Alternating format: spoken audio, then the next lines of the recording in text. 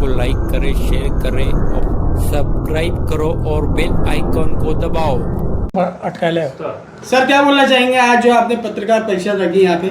आज सबसे पहले तो आप लोगों का शुक्रिया कि हमारे एक कॉल के ऊपर आप लोग यहाँ आए। इंडियन यूनियन मुस्लिम लीग पहली बार भुसावल तालुके में अपने नगर पालिका के कैंडिडेट लड़ने जा रहे हैं और जिस तरह से भुसावल शहर में किसी भी पक्ष ने अल्पसंख्यकों के साथ में न्याय नहीं किया है, उनको न्याय दिलाने के लिए हम लोग हमारे अल्पसंख्यक वार्डों में हमारे नगर सेवक के कैंडिडेट उतारने जा रहे हैं। अच्छा सर, आपके कितने उम्मीदवार रहेंगे भुसावल तालुके में? भुसावल शहर भुसावल और वरंगांव में मिला के हम 10 से 12 सीटों के ऊपर कंटेस्टेड इलेक्शन लड़ने जा रहे हैं। साथ ही खड़का पंचायत समिति और ज़िला परिषद के उसमें हम लोग कंटेस्टेड करेंगे आने वाले इलेक्शन में। अच्छा, आपके आने वाले अभी इलेक्शन में अगर आपकी किसी से युति होती है या आप किसी को समर्थन करते हो तो आप समर्थन के साथ इलेक्शन लड़ोगे? ज़रूर। हम एक सेकुलर पक्ष है और जो भी सेकुलर धारा के लोग पक्ष हमारे साथ आना चाहेंगे, हमारे को अगर उन्हें हमारी ज़रूरत लगती है तो हम उनके साथ में युति करने के लिए तैयार हैं। अच्छा, आपके नगर जो है नगर अध्यक्ष के लिए भी कोई उम्मीदवार है? हमारे 2-3 लोगों से चर्चा शुरू है, लेकिन समय आने पे हम उसका खुलासा करेंगे। सर, जिले में से कितनी सीटें लड़ा रहे हो? आईयूएमएल पूरे जिले में लड़ा रही है? भुसावल तालुके में और यावल में 1 सीट लड़ रहे हैं हम लोग और फैजपुर में 1 सीट लड़ रहे हैं। क्या एजेंडा है अपना इस इलेक्शन में? अल्पसंख्यक समाज और दबे हुए समाज का हम लोग डेवलपमेंट चाहते हैं कि अल्पसंख्यक वार्डों में काम नहीं हुआ है, हर जगह यही हाल है।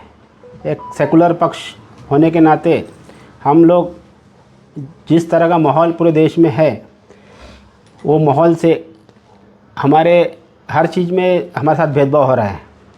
तो अल्पसंख्यक लोग वार्डों में डेवलपमेंट की बहुत कमी है, उनके साथ हर चीज़ में पक्षपात किया जा रहा है। उसको रोकने के लिए हम लोग हमारी एक ताकत पूरे ज़िले में भुसावल से शुरू कर रहे हैं। आने वाले भविष्य में हम पूरे ज़िले में भी इलेक्शन कंटेस्ट करेंगे। सर, अगर बात कर ली जाए ग्रामीण भाग की और अल्पसंख्यक इलाकों की, तो वहाँ पर जो लोगों का कहना है कि रूलिंग पार्टी ने काम नहीं किया, तो कहीं ना कहीं जो अपोजिशन है उनने भी काम नहीं किया, ऑब्जेक्शन नहीं उठाया। इसको लेकर आप क्या कहना चाहोगे? रेगुलरली हम लोग हर चीज़ में सिटिंग एमएलए है, आज जो मंत्री है, उनको समय समय पे उनको जाके हम लोग मिले हैं, लेकिन उनकी सोच ऐसी है कि अल्पसंख्यक समाज मुझे वोट नहीं देता है तो हम वहाँ काय को डेवलपमेंट करेंगे। इसलिए उन्होंने मुसलमान को वोटिंग एरिया को हाशिए पे छोड़ के रखा हुआ है। हम ये नाइंसाफ़ी ज़्यादा देर तक बर्दाश्त नहीं की जा सकती है, उसको रोकने के लिए हम लोग अब रास्ते पे आए हैं। सर, अभी महाविकास आघाड़ी और महायुति इनके उम्मीदवार जो है चुनावी मैदान में, लेकिन आपकी मुस्लिम लीग जो है एक अलग से अकेली खड़ी नज़र आ रही है। आपको क्या लगता है कि इन दोनों पक्षों के सामने जहां उनकी महायुति है और कई पक्ष उनके साथ मिलकर जो है इस चुनाव में इलेक्शन लड़ रहे हैं, आप एक अलग खड़े नज़र आ रहे हो?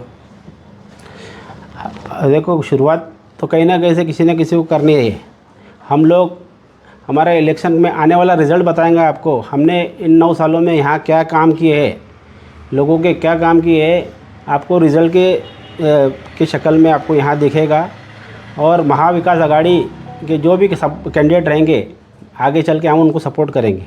अच्छा, आपके नगर अध्यक्ष के उम्मीदवार का आप कब बताएंगे, कब डिक्लेयर करेंगे? हम 17 तारीख से पहले, ज़्यादा से ज़्यादा 16 तारीख को हम लोग हमारा जो भी स्टैंड है आप लोगों के सामने क्लियर करेंगे। अच्छा सर, अभी बहुत सारे हर इलेक्शन में के उम्मीदवार के पार्टी के मैनिफेस्टो होता है, आपका मैनिफेस्टो क्या रहना?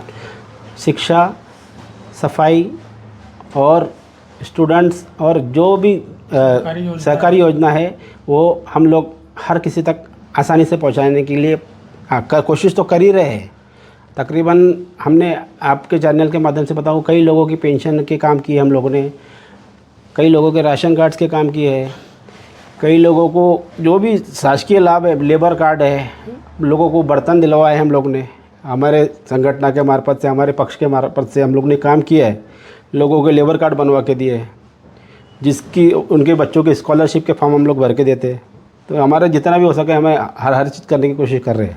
सर, आपका इंडियन यूनियन मुस्लिम लीग जो पक्ष है उसके साथ अभी तक के कोई पार्टी का आपका समर्थन आपके साथ कोई खड़ा है?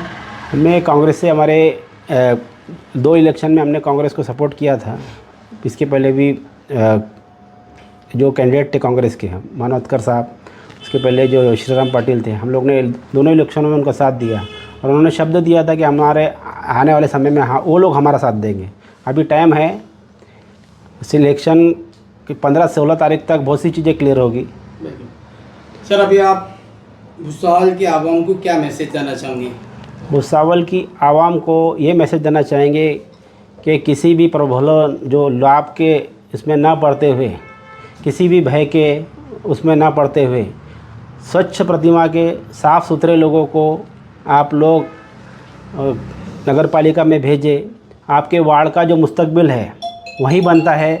आपके समस्याओं का निराकरण नगर पालिका से होता है। अगर स्वच्छ प्रतिमा का और स्वच्छ साफ़ सुथरा आदमी वहाँ जाएगा, पढ़ा लिखा आदमी वहाँ जाएगा, तो आपकी समस्या, आपके मोहल्ले की समस्या, आपको गंदगी, आपको जो भी वार्ड की समस्या है उससे दो चार नहीं होना पड़ेगा और आपके हर चीज़ का डेवलपमेंट होगा। बच्चों की शिक्षा से लेकर हर चीज़ में आपको वो पढ़ा लिखा आदमी आप लोगों को वहाँ तक आपको इंसाफ दिलाएगा, आपको वार्ड को इंसाफ दिलाएगा। सर, दिव्यांग और मजदूरों की अगर हक की बात आती है तो कहीं ना कहीं जो तस्वीर उभर कर सामने आती है काम कराने में, तो वो तस्वीर आपकी आती है। तो सर, आपने ऐसा क्या काम किया जिसको लेकर जो दिव्यांग है, मजदूर है, वो सिर्फ आप ही का नाम लेते हैं? सबसे पहले तो मैं ये बोलूँगा आपको कि दिव्यांग लोग का जो 195 का कायदा था आरटी अपने 5% निधि का, जो 1995 से भुसावल नगर पालिका के द्वारा किसी भी हैंडीकैप को पैसा नहीं दिया। 2018 में हम लोगों ने आंदोलन किए, धरने पे बैठे, वहाँ से शुरुआत हुई उसकी। आज तक 5 बार हो चुका है कि पूरे भुसावल शहर में रहने वाले हैंडीकैप लोगों को हमने तकरीबन 2 करोड़ रुपए तक की निधि वो उन लोगों तक दिलवाई है।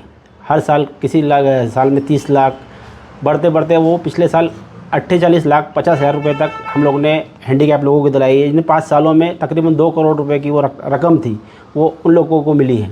साथ ही जो लेबर कार्ड है हम लोग ने बनवा के दिए हैं। कई लोगों को बर्तन मिलने में तकलीफ़ हो रही थी, तो कुछ नगर सेवक लोग अपनी मनमानी करके अपने हिसाब से उस बर्तनों को बांट रहे थे, अपने वार्डों में बांट रहे थे। उस चीज़ को भी हमने रोक लगाई। हमने जलगांव में जाके आयुक्त साहब को मिले, उनके शिकायत की। मैंने कहा ये सिर्फ एक ही नगर सेवक लोग ही अपने अपने लोगों को बांट रहे हैं, दूसरे तरफ का जो मजदूर तबका है उनको उस चीज़ का लाभ नहीं मिल रहा है। तो वहाँ से आयुक्त साहब ने जिसकी तरफ टेंडर था उसे कॉल किया और इनके सबके जो मंडप लगा के बांट रहे थे वो सब बंद करवाई। आज भुसावल शहर में वो वाटअप जो शुरू है, एक ही जगह से वाटअप शुरू है। पहले नगर सेवक लोग अपने मर्जी से वो बांट रहे थे, वो चीज़ को हम लोगों ने रुकवाया। सर, अगर जिस तरीके से अगर बात कर ली जाए जो दिव्यांग है भुसावल के, तो सिर्फ भुसावल के लेवल पे काम करते हैं या आप बाहर भी? हम पूरे ज़िले में जहाँ भी हैंडीकैप लोगों को हमारी ज़रूरत होती है हम लोग जाते हैं। पूरे तालुके में हम लोग मदद कर रहे हैं। हम तहसील में तकरीबन हर दिन 2 घंटे से 3 घंटे का समय वहाँ देते हैं। जो भी हमें मजदूर वहाँ पर मिलता है, जो भी ज़रूरतमंद मिलता है, हम उनकी मदद करने की पूरी कोशिश करते हैं।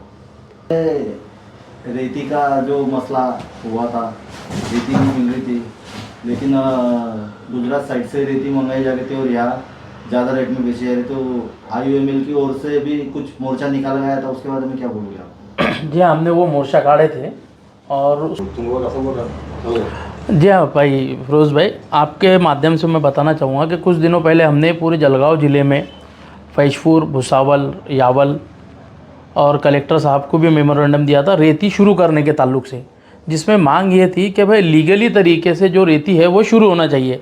क्योंकि पिछले टाइम गवर्नमेंट ने कहा था कि भाई 600 रुपये पर बरात से हम रेत देंगे घरकुल वालों के लिए, तो वो भी अमलबजावनी आज तक नहीं हुई है।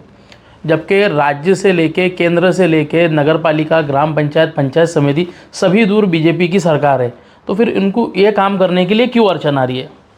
इसीलिए अड़चन आ रही है कि ठेकेदारी पद्धति में सभी उनके लोग उनके साथ शामिल है, साठगांठ है, इसीलिए वो चालू नहीं हो रही है। हम यही बोल रहे हैं कि भाई लीगली तरीके से आप शुरू करो। लीगली तरीके से शुरू करने से महसूल आएंगी, महसूल आने के लिए महसूल आई तो हमारे जो दूसरे काम है वो उसमें काम में आएगा पैसा।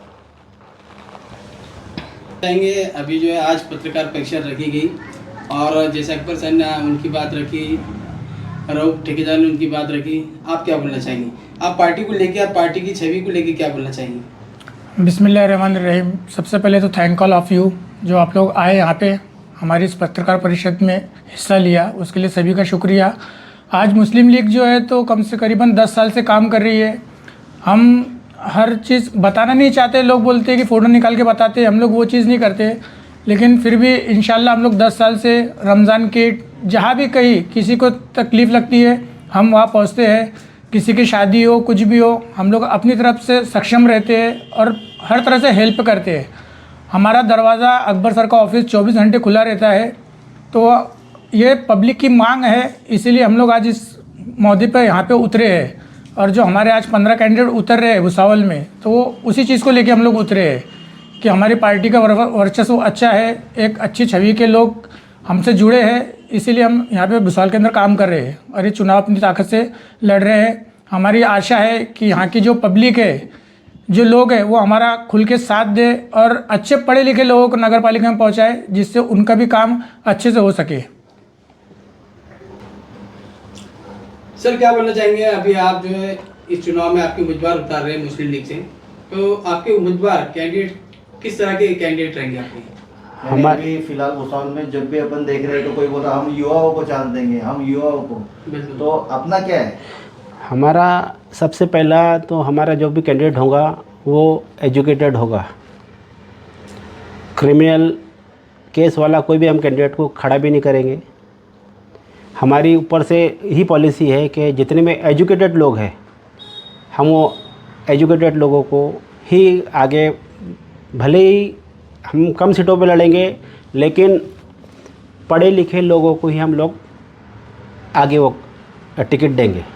उसके अलावा कोई भी क्रिमिनल केस जिसके ऊपर है, हम लोग ऐसे लोगों को हमारे पार्टी में उनके लिए जगह नहीं है। अच्छा, अभी सुनने में आ रहा है कि आपका नगर अध्यक्ष जो है, आप बता रहे हैं कि आप 16-17 तारीख को उसकी घोषणा करेंगे और डिक्लेयर करेंगे। हमारी भी सूत्रों की जानकारी के अनुसार हमको पता चला कि आपका जो है नगर अध्यक्ष का उम्मीदवार रहेगा वो कोई पढ़ा लिखा एडवोकेट रहेगा, ऐसा कुछ है? एक एडवोकेट से भी हमारी चर्चा शुरू है और एक डॉक्टरेट डिग्री का पीएचडी है, वो कैंडिडेट हमारे, उनकी चर्चा शुरू है। समय आने पर 16 तारीख तक हम लोग इस चीज़ को क्लियर करेंगे। बस।